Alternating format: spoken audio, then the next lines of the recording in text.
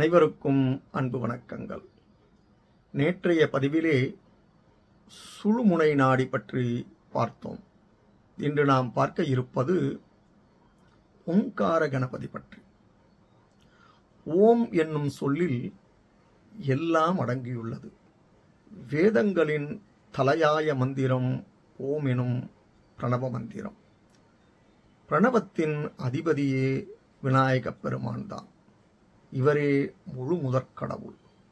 ஒரு சமயம் பிரம்மாண்டத்தின் உண்மையான உருவம் என்ன என்பதை அறிய ஆவலில் சிவன் உமாதேவியை உற்று பார்க்கவே பிரணவத்தின் ஆ என்ற ஒளியிலும் உமாதேவி ஊ என்ற ஒளியிலும் தம்மை ஒருநிலைப்படுத்தி கொண்டபோது அ ஊ எனும் இரு ஒலிகளும் ஒன்றாகி யானை வடிவம் பெற்று கஜானனன் ஆகியதாக புராணங்கள் கூறுகின்றன.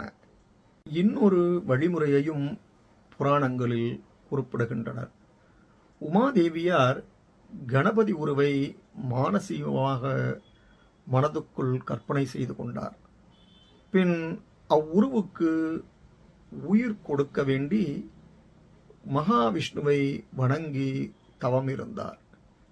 அவரையே மகனாக வந்துருள வேண்டும் என்று பார்வதி தேவியின் விருப்பத்திற்கு ஏற்ப விஷ்ணுவும் விநாயகனாகவே உருவெடுத்தார்.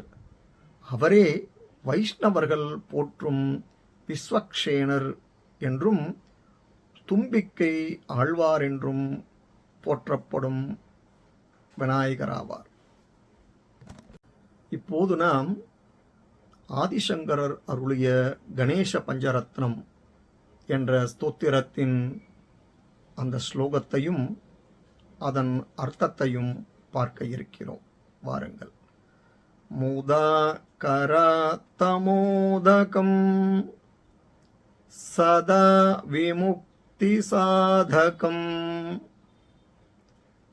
கலதரவதம்சகம்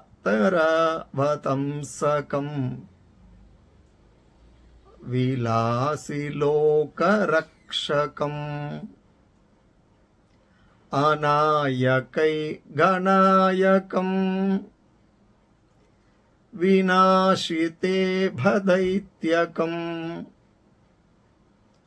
நதாசுபாசு நாசகம்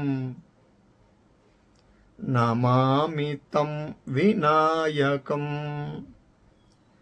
மூதாகரதமோதகம் சதா விமுக்தி சாதகம் கலதரவதம்சகம் விலாசிலோகரக்ஷகம் அநாயகை கணாயகம் விநாசிதே பதைத்யகம் நதாசுபாசு நாசகம் நமாமி தம் விநாயகம்.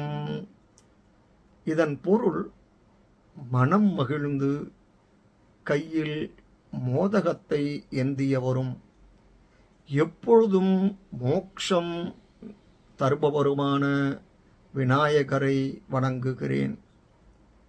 சந்திர பிறையை அணிந்தவரும் அமைதி கொண்டோரை காப்பவரும் துணையற்றவருக்கு துணையானவரும் யானை முகத்தை உடைய அரக்கனை கொன்றவரும் வணங்கியவரின் குறை தீர்த்து காப்பவருமாகிய அந்த விநாயகப் பெருமானை அனுதினமும் வணங்குகிறேன் என்பதாக இதன் பொருள் அமைந்துள்ளது. இந்த பதிவு உங்களுக்கு பயனுடையதாக இருப்பின் சப்ஸ்கிரைப் பண்ணவும், ஷேர் பண்ணவும். நன்றி, வணக்கம்.